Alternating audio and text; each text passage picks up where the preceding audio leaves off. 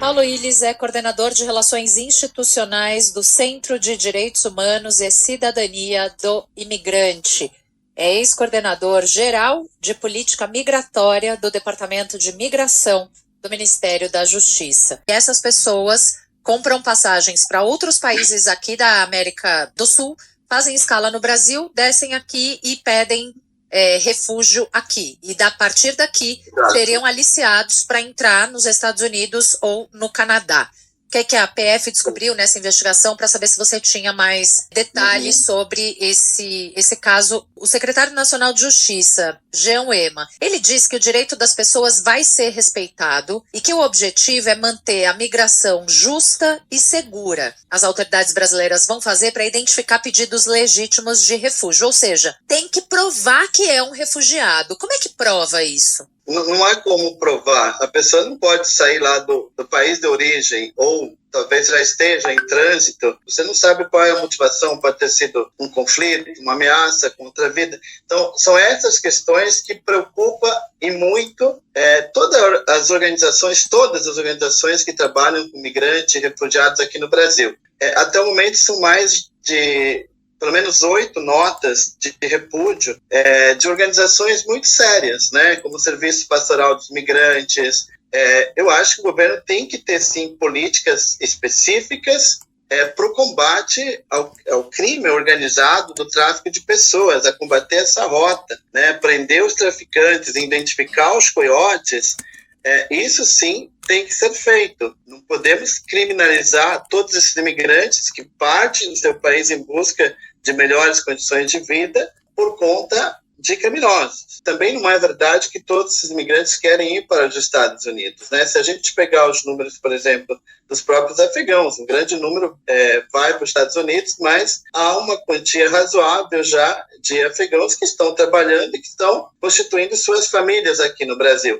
Você tem refugiados que às vezes partem do seu país com sistemas de saúde totalmente fragilizados. Então, nós acabamos de perder uma vida dentro ali do aeroporto do Evans, um imigrante africano do Ghana, e que tinha todo um sonho. Conseguiram, através de outros imigrantes de Ghana, conversar com a família do Evans. E ele que realmente queria migrar porque ele queria ajudar a família dele. É preciso analisar todas essas questões e dialogar amplamente com a sociedade. Para fazer essas mudanças, seria muito importante que fosse aberto um amplo debate com a sociedade. Tanto é que a sociedade se manifestou através dessas notas. Existe visto de trânsito. O Brasil tem esse tipo de visto? Ajudaria nessa situação? Eu acho que é uma discussão que poderia ser feita, né? O Brasil não tem o visto de trânsito.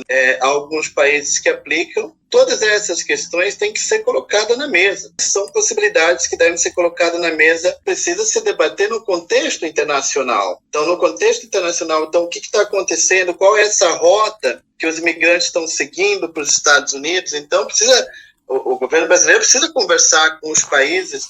Ô Paulo, a maioria das pessoas que pedem refúgio no Brasil hoje vem de onde? Olha, os números são... porque você pega... A maioria são venezuelanos, né?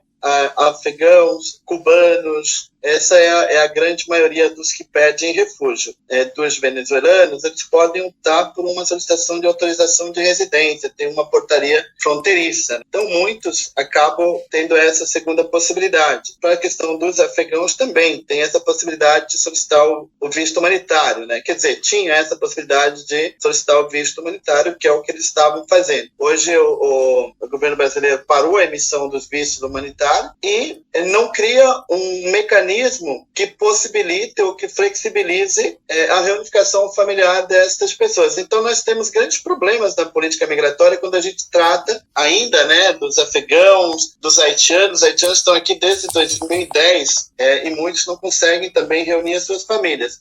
Perdão, existem cerca de 500 imigrantes neste momento retidos no Aeroporto Internacional de São Paulo, em Guarulhos. Eles não têm entrada, não têm visto de entrada para o Brasil, eles ficam numa área ali reservada, a situação não é nada boa, aguardam uma liberação como refugiados. Essa nova medida não afetaria esse grupo que está lá agora, você sabe disso? Então, nós não sabemos disso porque ainda não saiu nada. O que está dizendo aqui, que diz as notas, é que eles teriam que seguir viagem ou comprovar a condição de refugiado. É muito difícil para a pessoa comprovar ali imediatamente uma situação de refúgio, né? A gente não sabe quais foram as condições que a pessoa saiu do seu país de origem.